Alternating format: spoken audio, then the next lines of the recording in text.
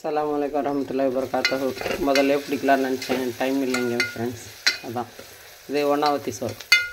கடுகு போட்டு கொஞ்சம் உளுத்தம்பருப்பு, கொஞ்சம் பாசிப்பருப்பு போட்டேன்.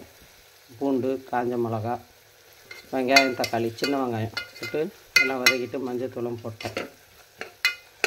டைம் இல்லை, அதான் காலையில் எழுந்திரிச்சு அவசர அவசரமாக செஞ்சுட்டு ஓடணுமா, டைம் இல்லாதனால வேண்டான்னு நினச்சேன். சரி எடுத்துடலாம் அப்படின்னு எடுத்துட்டேன். குழம்பு மிளகாத்தூள் ஒரு ஸ்பூன் போட்டுக்கிறேன். போட்டு கத்திரிக்காய் போட்டுக்கணும். கத்திரிக்காய் போட்டு ஒன்றா ஊற்றி இது 2 கத்திரிக்காய், கொஞ்சம் மீடியம் சைஸு 2 கத்திரிக்காய், ஒரு தக்காளி, ஒரு 4 சின்ன வெங்காயம், ஒரு 4 பல்லு பூண்டு, அவ்வளோதான். இது கொஞ்சம் பதங்கட்டும். பிடிக்க ஆள் இல்லை, அதனால தான் நான் ஒண்டியாக செய்கிறேன். அவசரமாக செய்கிறதா இருக்குது.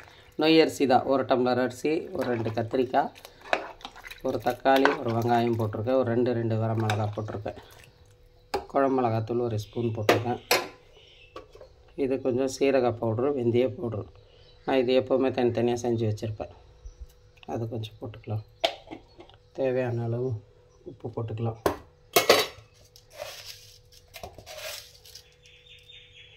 உப்பு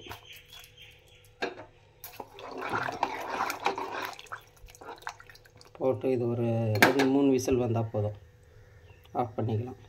இது ரெடி ஆகட்டும், பார்க்கலாம். வாங்க ஃப்ரெண்ட்ஸ், ரெடி ஆகிடுச்சு பாருங்கள். பாருங்கள், இந்த 100 நாள் வேலைக்கு போகிறேன்னா அதனால் சாப்பிட்றதெல்லாம் போட முடியல.